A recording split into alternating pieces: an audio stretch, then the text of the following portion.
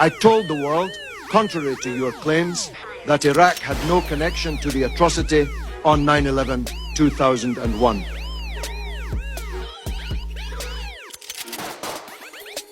It's a proven fact that these forged documents existed and were being circulated amongst right-wing newspapers in Baghdad and around the world in the immediate aftermath of the fall of the Iraqi regime. Now, Senator, I gave my heart and soul to oppose the policy that you promoted. I gave my political life's blood to try to stop the mass killing of Iraqis by the sanctions on Iraq, which killed 1 million Iraqis, most of them children. Most of them died before they even knew that they were Iraqis, but they died for no other reason other than that they were Iraqis, with the misfortune to be born at that time. I gave my heart and soul to stop you committing the disaster that you did commit in invading Iraq. And I told the world that your case for the war was a pack of lies. I told the world that Iraq, contrary to your claims, did not have weapons of mass destruction. I told the world, contrary to your claims, that Iraq had no connection to Al-Qaeda.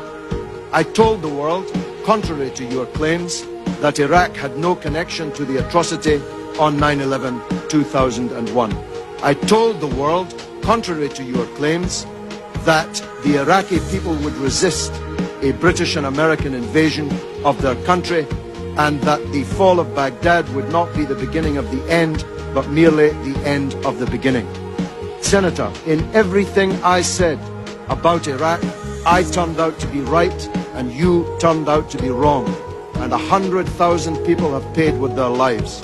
1,600 of them American soldiers, sent to their deaths on a pack of lies.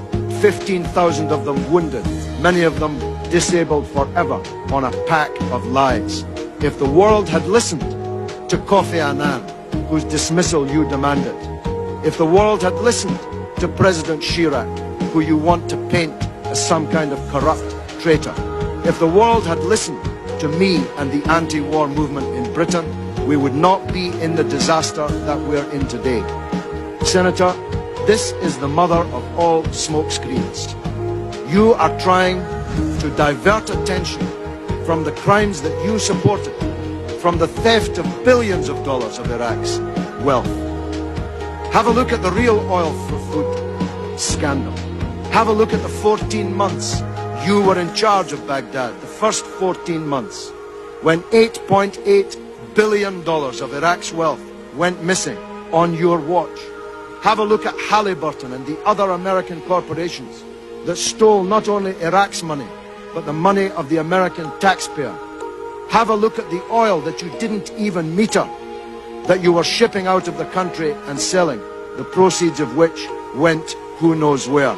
Have a look at the $800 million you gave to American military commanders to hand out around the country without even counting it or weighing it. Have a look at the real scandal breaking in the newspapers today, revealed in the earlier testimony in this committee, that the biggest sanctions busters were not me or Russian politicians or French politicians.